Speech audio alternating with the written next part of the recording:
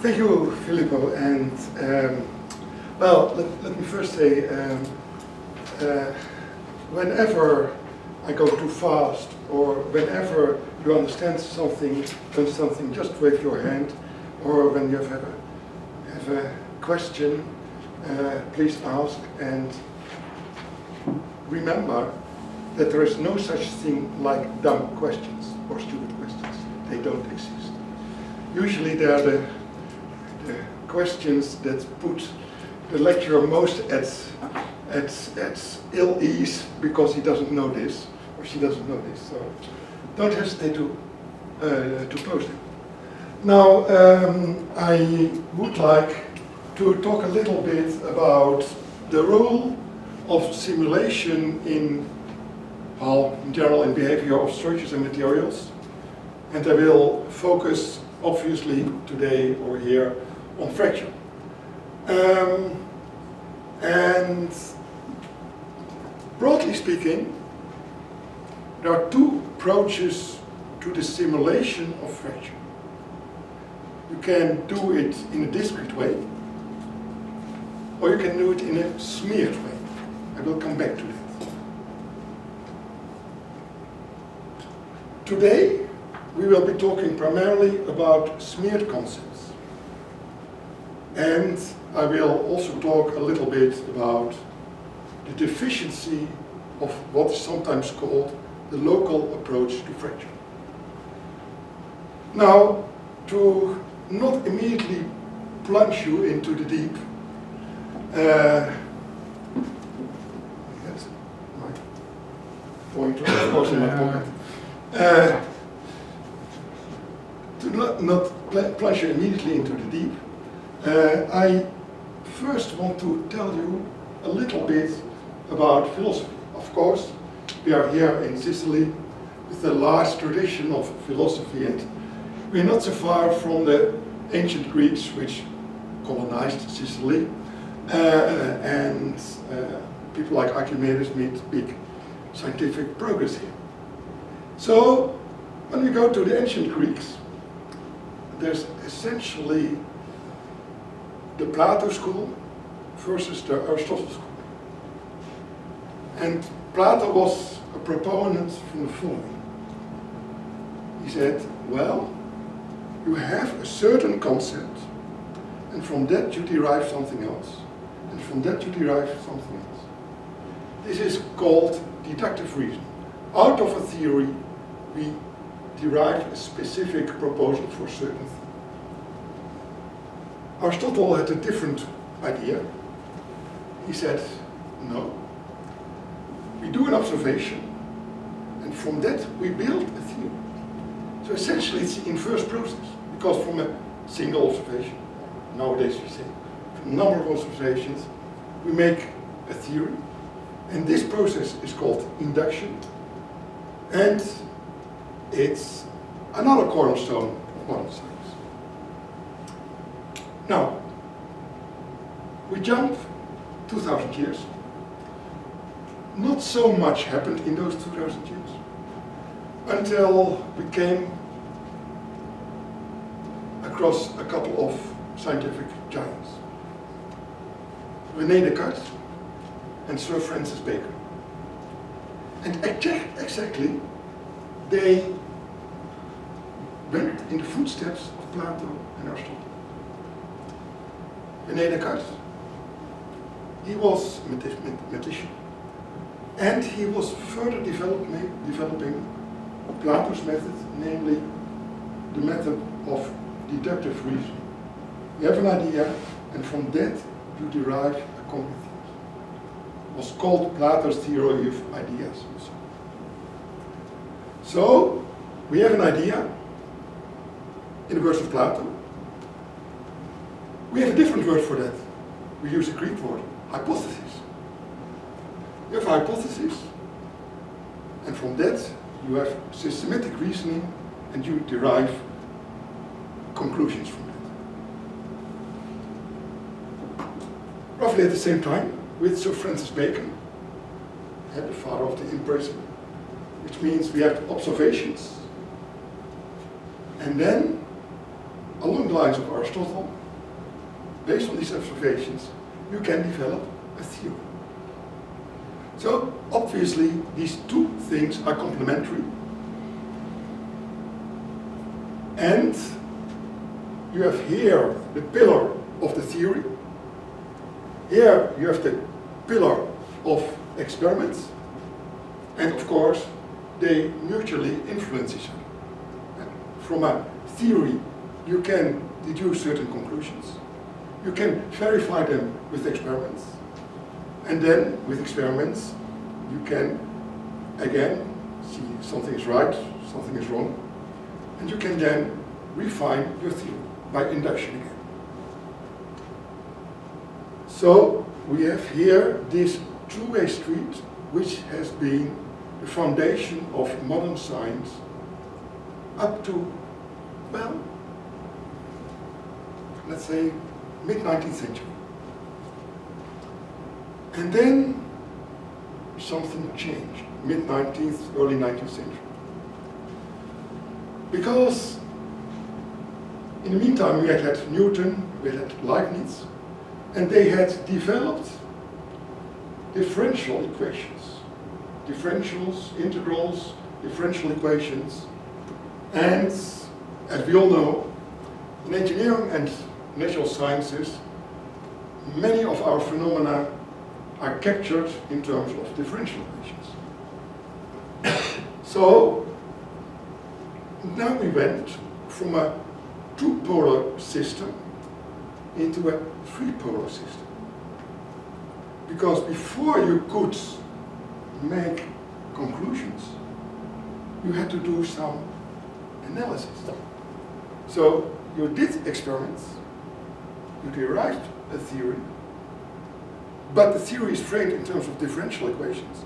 So you have to do analysis before you can have your answers and draw conclusions.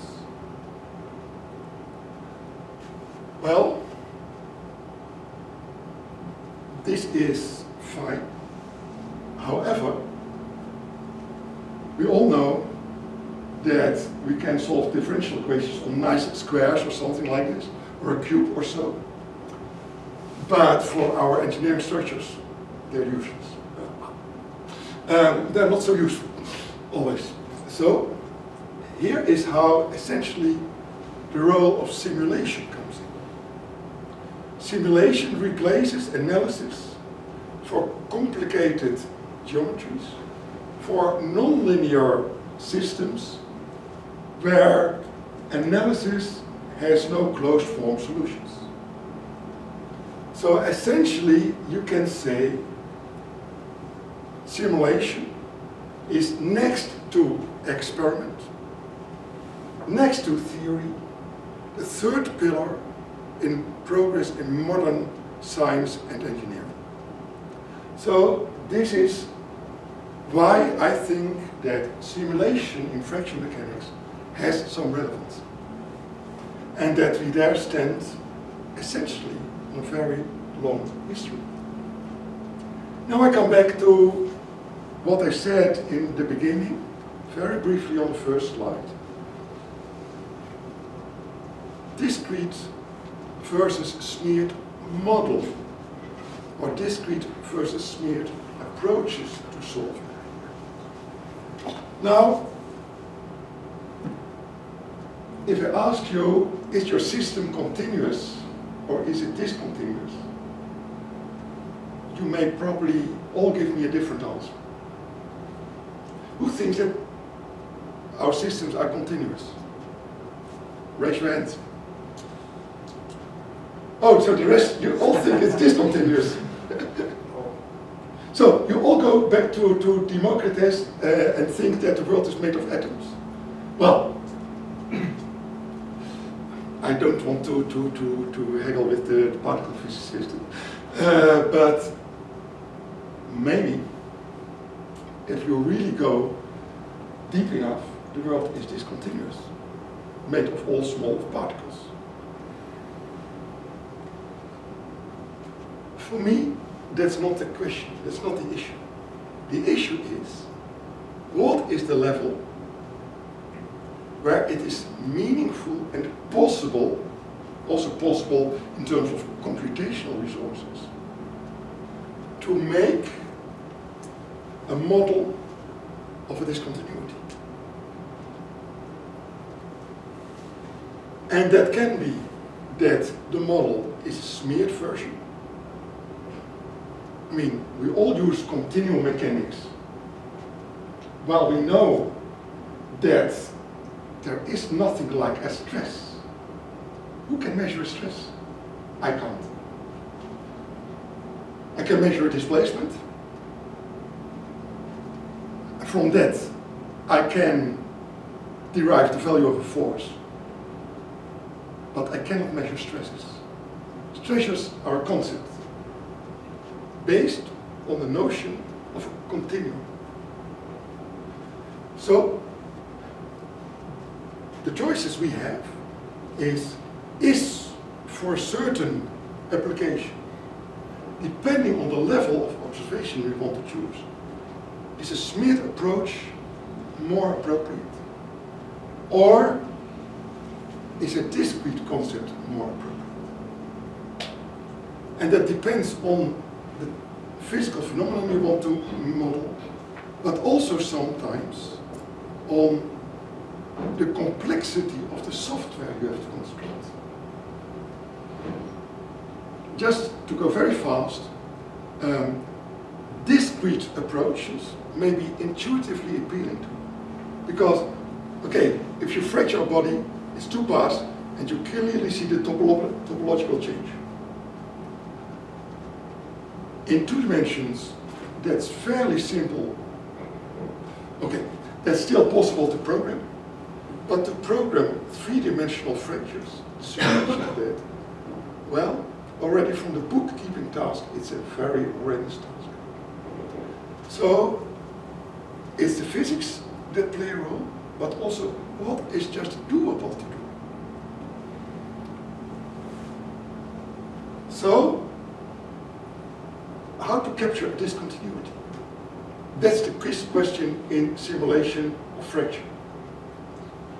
Well, 2 ways, basically, discrete way or smeared way. The discrete way, of course, as I said, is intuitive. I mean, a fracture is a fracture, and at the end you have 2 bodies. But when you go to computational things, you get issues like remeshing. I mean, for instance, when you have meshed a body with a finite element mesh, the fractures are never going to run along the boundaries of the inter-element boundaries. So you don't want to be constrained by that. So you have to do some remeshing there. 3-dimensional things. I mean, cracked fronts can be very complex in shape. To capture that is not that easy. On the other hand, smeared approaches are relatively easy to implement. But we have a number of issues there.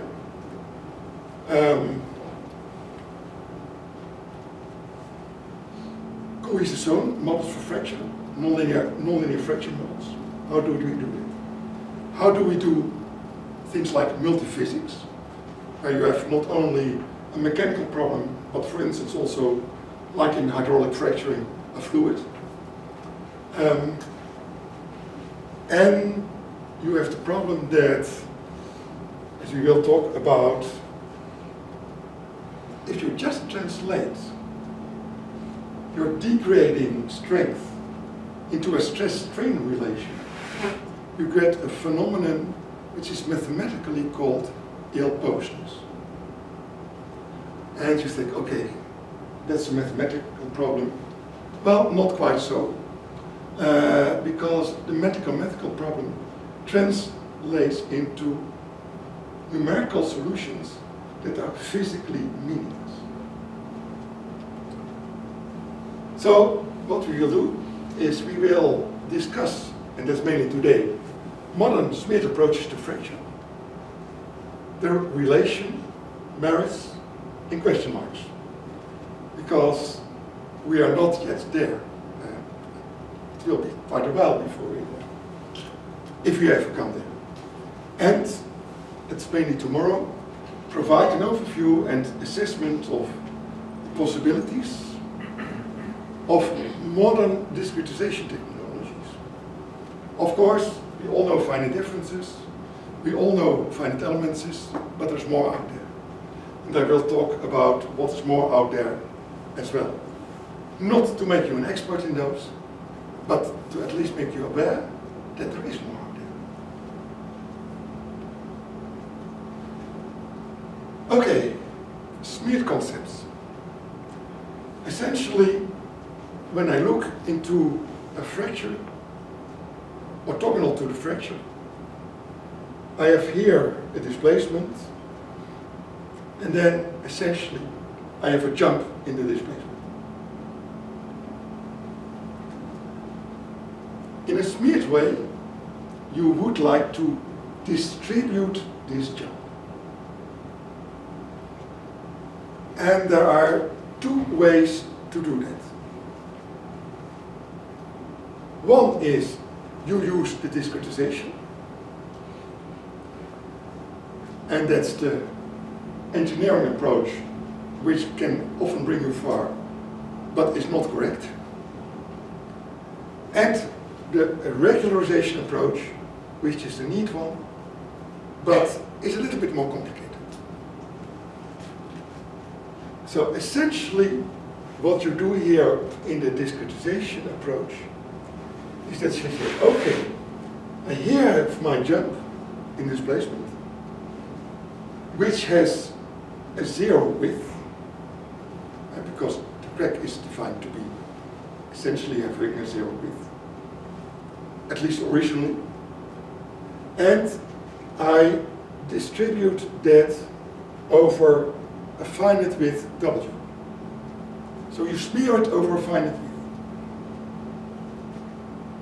And the simplest approach is that you say, okay, I use my finite difference grid or my finite element grid to define W. So we have a bar of elements, we pull the bar, give one element an imperfection, that element cracks, and essentially the width of that element is then setting, or the size of that element is setting the width over which you get the fracture. Here you enrich your model. You say, okay, apparently my standard continuum mechanics model is not applicable to this case. So I have to change my standard continuum mechanics model. And that's possible. There's a whole range, a host of models that can do that. And essentially, what those models do is they introduce in the constitutive equations something like an internal length scale. Look, for instance, into linear elasticity, as you know it. In isotropic case, you have a Young's modulus, you have a Poisson's ratio, but you don't have a parameter with the dimension of length. So it's impossible to introduce something of this W from the constitutive equations. Now, imagine that we have always been taught, let's say in the first and second year of our mechanics courses, we have a force acting on a square block, and we have stresses on that. They are varying a bit. We make the block and block smaller, and the stresses become homogeneous. That was taught to us. Well, this is a hypothesis. It's an assumption. The next, a little bit less restrictive is, for instance, an assumption that our stress does not collapse to a homogeneous stress, but to a linear varying stress, which would be statically equivalent to a normal force plus a bending moment on this elementary quadrilateral. And a bending force gives you, of course, a curvature. And the relation between the curvature and the bending moment is a bending modulus. But now you have something nice, because now we have here a bending modulus in addition to a Young's modulus. And when you divide the bending modulus by the Young's modulus, you have a parameter with the dimension of length. So you have to relax the restrictions of standard continuum mechanics in order to introduce length scales into your model. So we'll come back to later to that. Now we'll show what this can give to. And we go to a very simple case. I already talked about it. We hear of a bar, one-dimensional. We load it by a stress here. We divide it in m elements. And we keep it simple. It's just 4 noded elements with a linear displacement interpolation. So the strains are constant per element. And we define a constitutive relation which is linear elastic until the tensile strength, and then degrades, for simplicity's sake, linearly. So pre-peak we have stress equals Young's modulus times strain.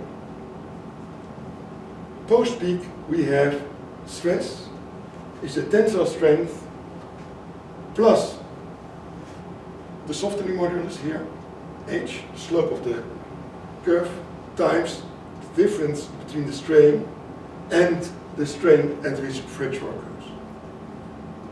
So, a simple model. Now we are going to do a mesh sensitivity study. And, well, for this simple case, you can do that by hand. You can derive a closed form solution. And you can derive, very simple, the back of the envelope, an expression for the average strain. So the average strain is stress divided by Young's modulus, plus an expression which involves the Young modulus and the slope here. And here we have the difference between the current stress, the tensile strength, divided by the number of elements. You can rework this a little bit if you define n as the ratio at which you have complete failure, the strain at complete failure, and the strain at which the peak stress occurs. You can rework this average strain over the bar, so the end displacement divided by the length of the bar, as sigma over E times n over n, ft minus sigma over E.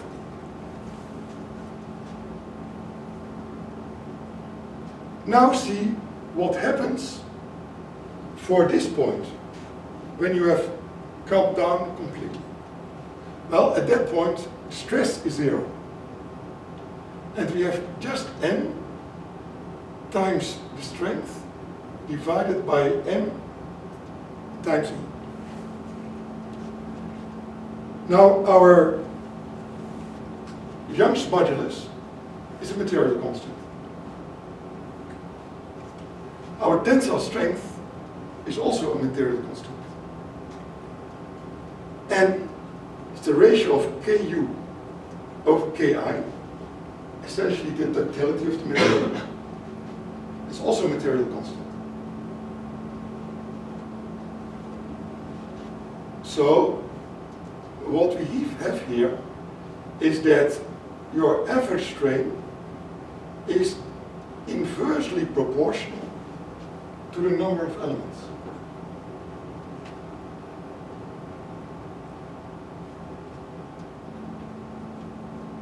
You have always been taught in finite element classes that when you refine a mesh, the answer should converge to the true solution, to the analytical true solution. Now, see what happens here. When we bring m to infinity, and that should be the real solution, then you divide by infinity, and your average strain becomes 0. So, what you do then is, for an infinitely dense mesh, you go up to the peak strength, and you go back along this line to this point. Is this the true solution? Yes, it is.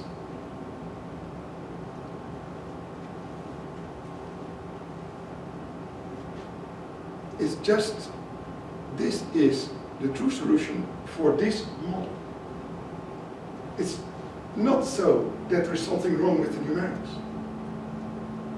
No, we've done it all by hand, and this is exactly the case.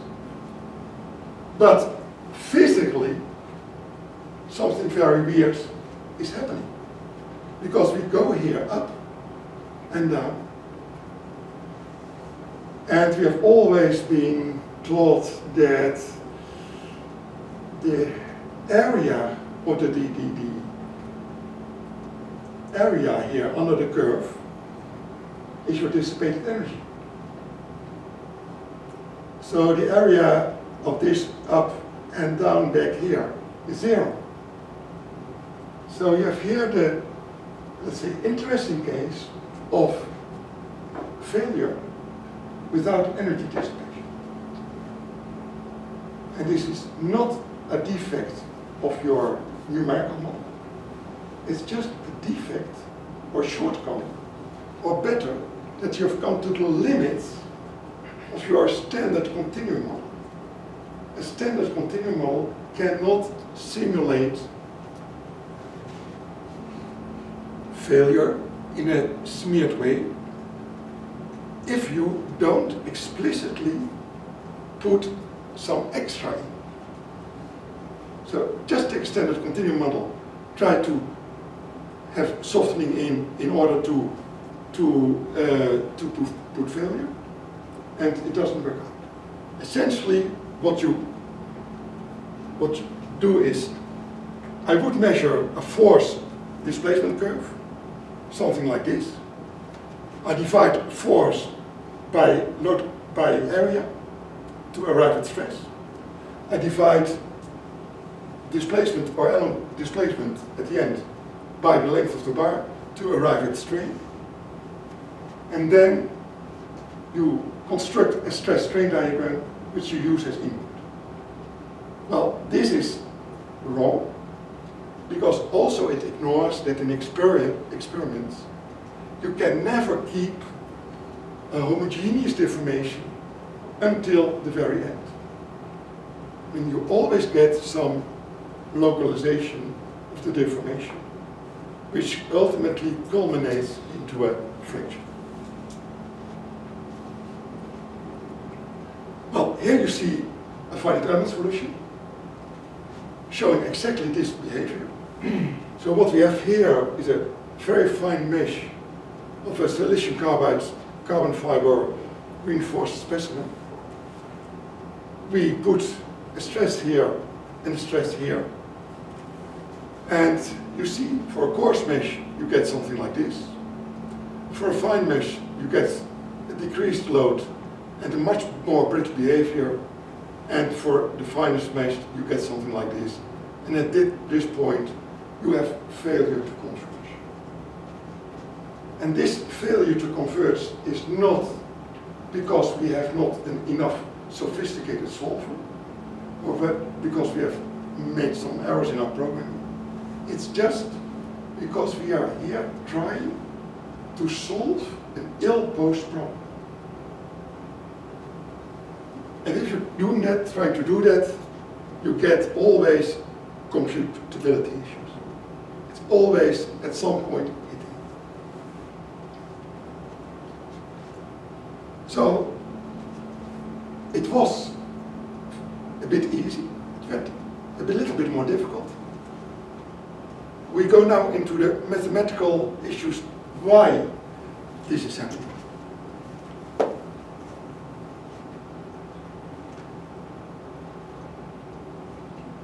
All still crystal clear? Good. Now,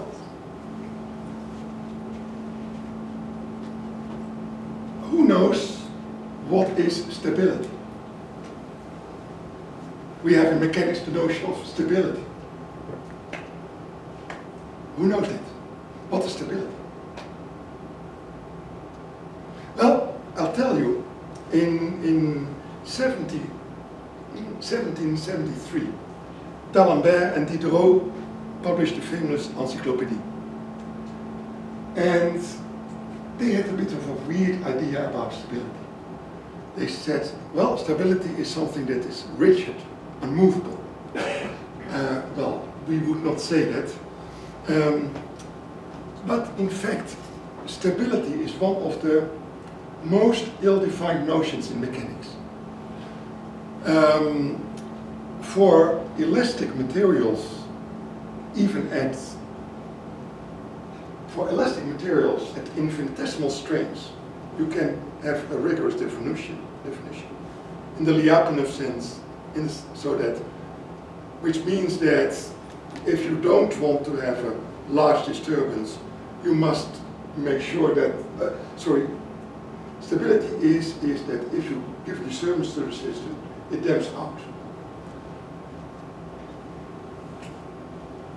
For most cases in mechanics, there is not such a good mathematical definition. So what we mostly do is we adopt what Hill has proposed as definition of stability. In this case, for material instability, saying that the inner product of our strain rate and our stress rate is greater than 0. Means obviously that when you go up, that you have stability, but when you are going down, softening, you have no stability. Because then you have an increase of the strain rate, but a decrease of the stress rate. Now, if you have material models that are so-called incrementally linear, which means that there is a linear relation between the stress rate and the strain rate. So you can just write the stress rate as a stiffness times the strain rate. You can replace this by this. Problem is, there are almost no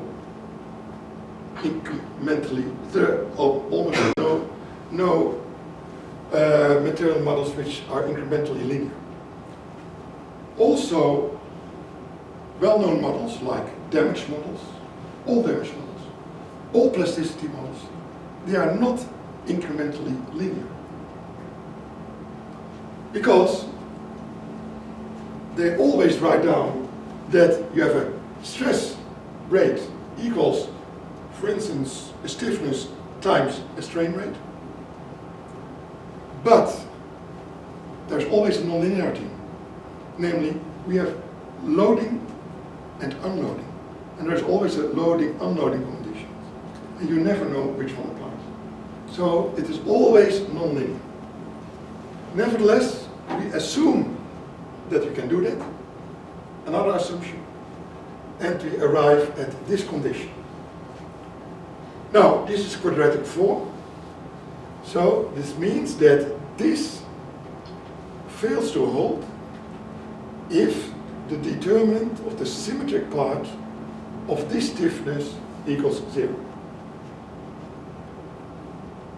And in the same way, we can define structural stability just inner product of strain rate and stress rate, but now integrated over your entire body. So it's getting a bit more complicated now, because now we're going to discontinuities, fractures for instance. And on a plane with a discontinuity, like here, which has a normal n of the discontinuity as d, we have a jump in your traction which equals the normal times your jump in your stress rate. And now again, assuming that we have this incremental linearity, so this so-called linear comparison solid, we can transform this into the jump in your traction rate across your discontinuity equals your normal times your stiffness.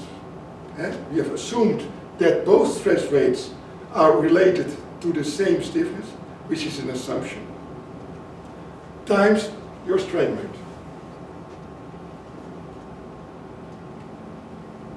We now look specifically into displacement fields that have a jump.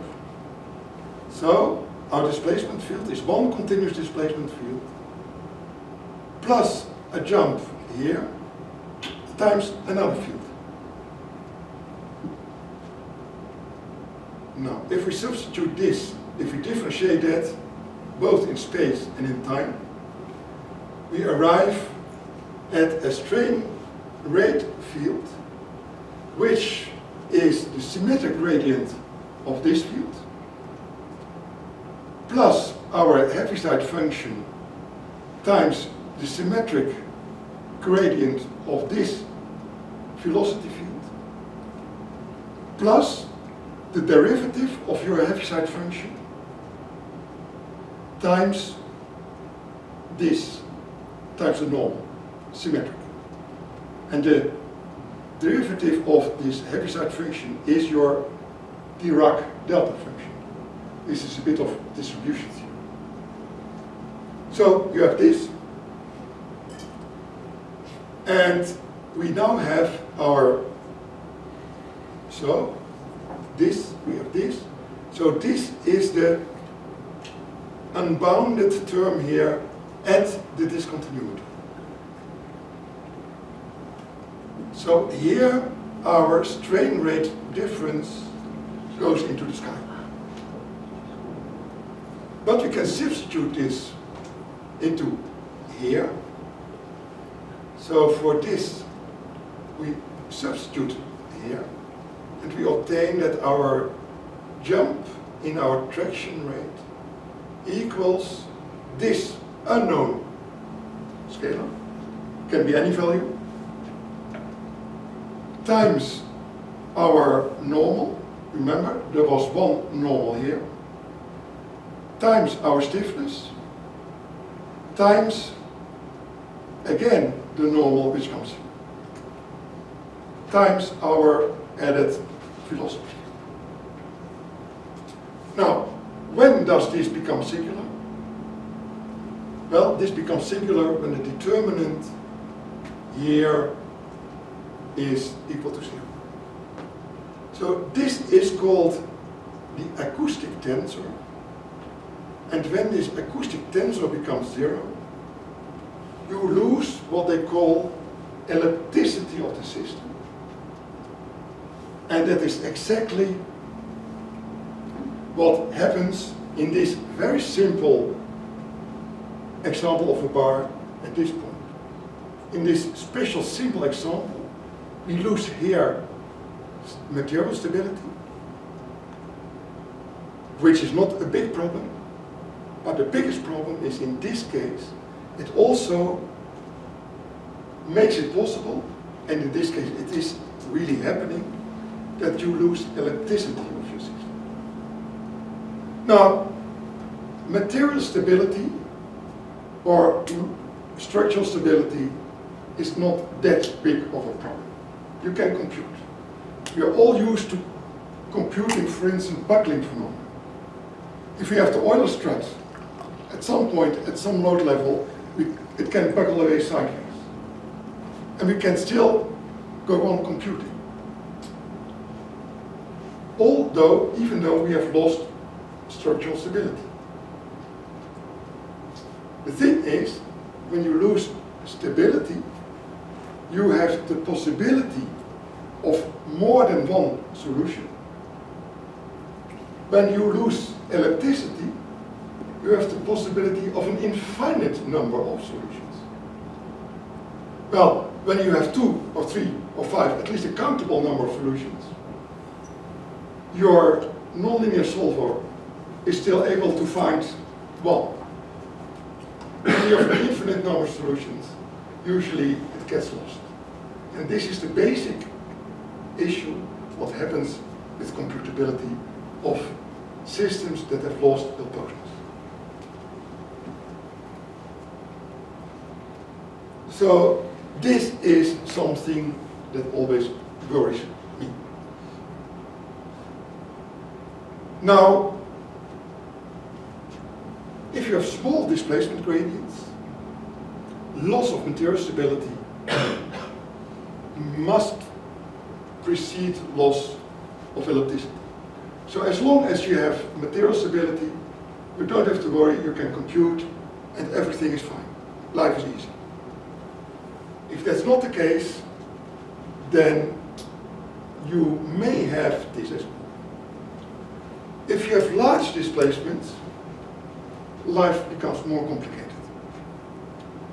Because large displacements may also cause destabilization.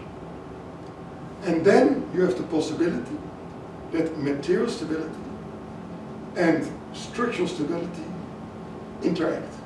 And both can contribute to the wrong way, to the bad side. They can also, one can go to the bad side and one can go to the good side. So that's very difficult to say. It is boundary value case dependent. Well, for this simple case, you can show it. You just substitute your discontinuous Traven field in your condition for loss of material stability. You then get this. Now, your left-hand side vanishes again for arbitrary displacement fields if and only this happens, which was just your symmetric part of your acoustic tensor.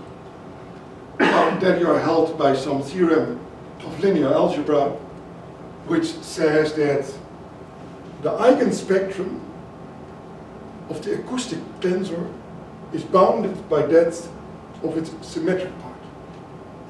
So that means that your symmetric part will always be first compared to the full one. So you can never have loss of this prior to loss of ellipticity. So now so this is when you do it via discretization. And you can trick it a little bit. And you see that often happening, that, and I should have made a slide for that, but okay, that people say, okay, I add an additional material parameter, namely the fracture energy. And that's a normal parameter, of course, in fracture mechanics. So what I do is the fracture energy, which is normally defined as the amount of energy which is needed to create a unit area of fracture, you smear that out. So you translate it into something per unit volume. And then you have something which you can relate to stress strain. And then this quantity is the area under this curve. So you introduce this as an additional material parameter. And if you do this calculation again,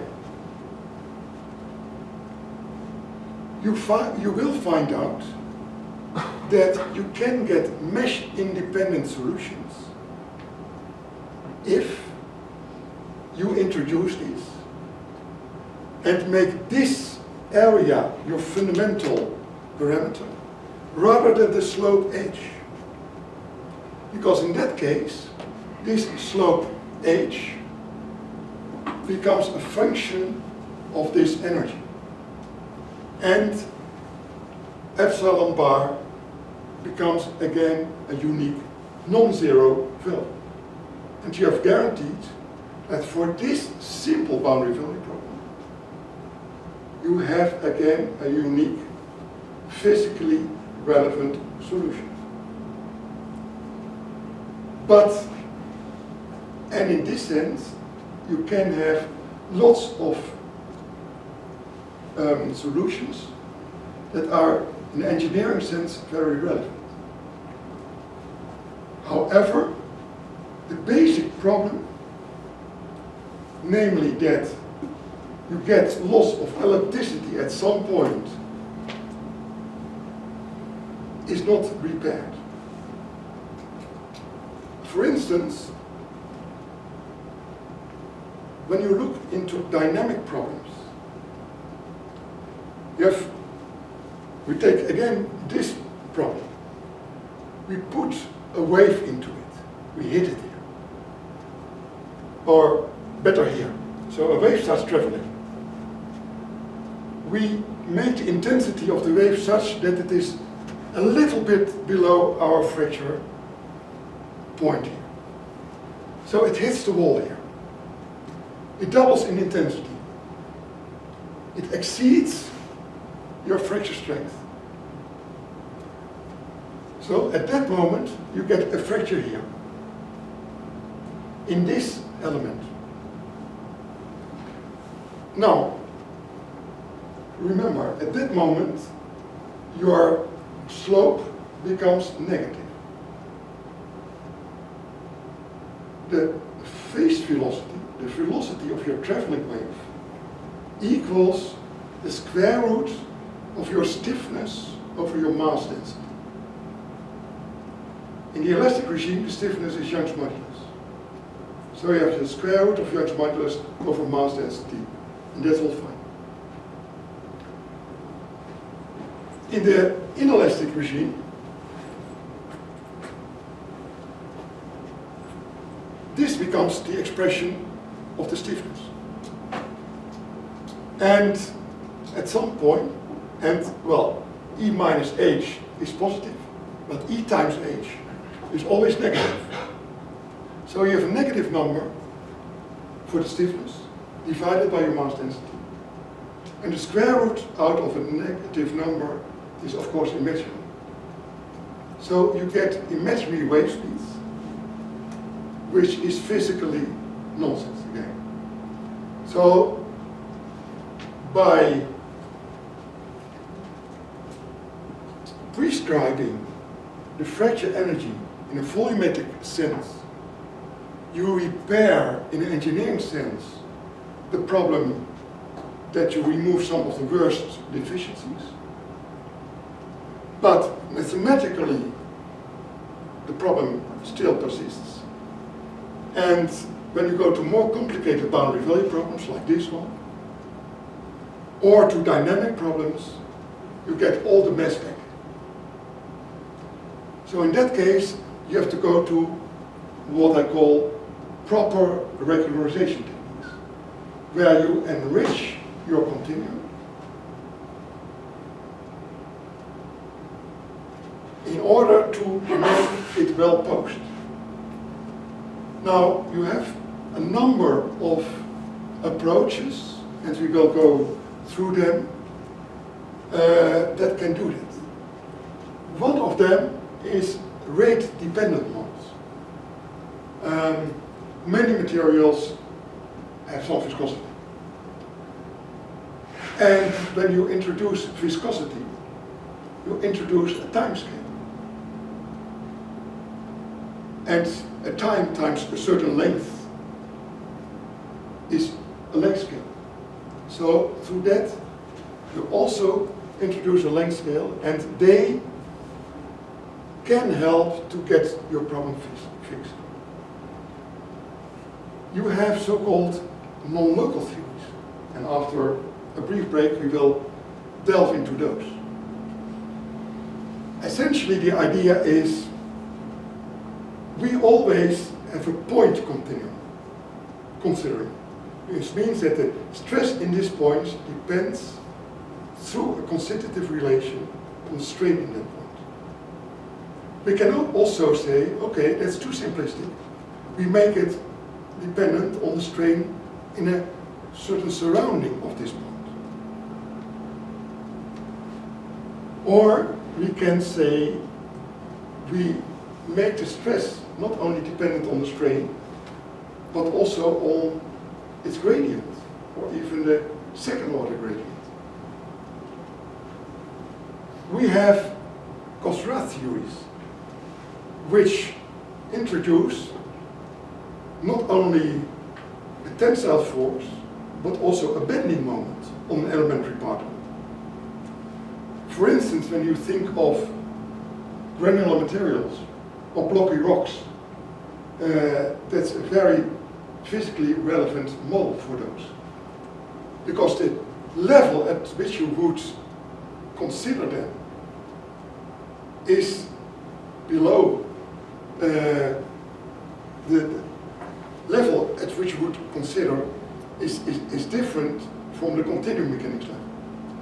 For instance, when you look into rock falls, as you can see in rocky masses, or in shear bands on a beach or something like this, typically the number of grains that is involved is smaller than the minimum number of grains you would need for the assumption of a homogeneous stress distribution.